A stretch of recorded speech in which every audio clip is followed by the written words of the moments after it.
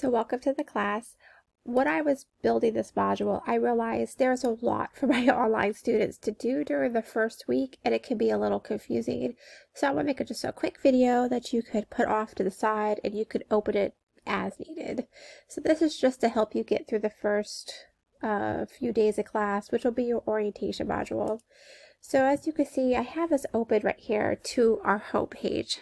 So these links will all open up once you finish the orientation one. If you click on it now, it's just going to send you to a spot that says not open yet. So as soon as you finish your orientation and welcome, all of these will open for you. So you can see this is kind of the flow of the class. Over, my gosh, the next few months, you guys will knock out some really cool topics and I think you'll love them. But for right now, I just want to focus on these top three. When you click on start here at orientation, those are the exact same links, and the syllabus, you will need that open. When you click on that, it is going to send you to a Google Doc, and this is for your class specifically. It has a lot of stuff in here. You don't need all of it right now. The syllabus quiz will draw your attention to the things I need you to know. The rest of the stuff like this, are just here in case you need it. So make sure you have this open and off to the side when you're taking the syllabus quiz. So when you click on start here, it is going to send you to the first page of the module. But I want to show you what the modules look like. So I'm going to click over here. So these are what the modules would look like. I've opened the first two for you, so you're not overwhelmed. But like I said, once you finish this first one, you could see this will open and you'll start to see them. Some of the modules might be opening by date. It just depends on how I set it up. So if you don't see like 3, 4, 5 right away, that means they're probably opening the week of. So don't panic that the modules haven't opened for you. So once you finish your orientation quiz, you will see here's our first week worth of work. You only have 2 things to do for week 2. Easy enough. And then week 1, this is where I want to do a video for you. You can see there's quite a bit for you. These are just informational pages that mimic what the syllabus has. And then you have 4 tasks. If you click inside this one right here, this kind of gives you an overview of what the module is talking about. It tells you what your subject is, what your course number is, and your reference number. Sometimes they call it a SIR number, CRN. I do have a little checklist for you to put off to the side. This checklist will tell you what you need to do for the first week of this orientation. You're reading the orientation and you have 4 tasks that you have to complete by the end of the week. So you could save this to your computer and have it off to the side. So the rest of this will just tell you what's going on, and then you're just going to click through the module and it's going to eventually take you to your quizzes. So when I say the word quizzes, this is the big one right here. This is the one that you have to do. So you could open up like all the rest. You will need this syllabus off to the side to take it, and it's taken right from there.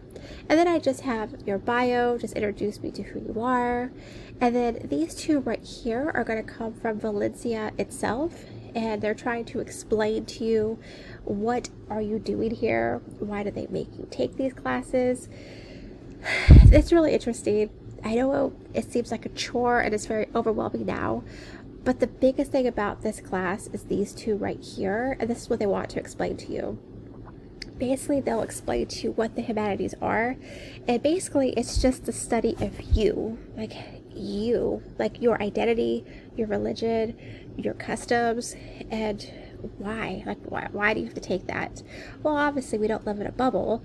We affect each other and impact each other without even knowing each other. So it's a good idea to understand the different makeups of who those people are. So that's where it comes here, understanding your cultural and historical context. For example, the civil rights movement. What's the historical context of someone trying to establish their rights as a person? Well, obviously right now it's pretty easy. You're a person and we acknowledge that. But back in the early 1800s, that wasn't very easy. So the historical context of civil rights in the early 1800s is much different. the historical context today. So that historical context helps us understand the challenges that a person is facing. So that's basically what you're doing for this first one. You're knocking out these. Once you knock out those, your next week will open. To kind of give you an idea, let's go here. This breaks it down, kind of everything that we have going on. You can see that everything is broke down by modules. Every module has a question that we're trying to answer, and then this tells you what you're going to produce by the end of that module. It'll tell you what you have to do, and then you'll notice as we get through some of our modules we have a break. This class is designed that when we do a module, we have a break. We do a module, have a break, and during that break we're not usually doing anything. We have no assignments. If anything, at minimum, we're going to have an attendance verification quiz, which just says, yes, I know what class is on break. I understand my assignments in the past. I understand my assignments in the future, and I do plan to continue in the class. That might be something I add to class break. I'm still debating it, but this kind of gives you an idea of the class so far.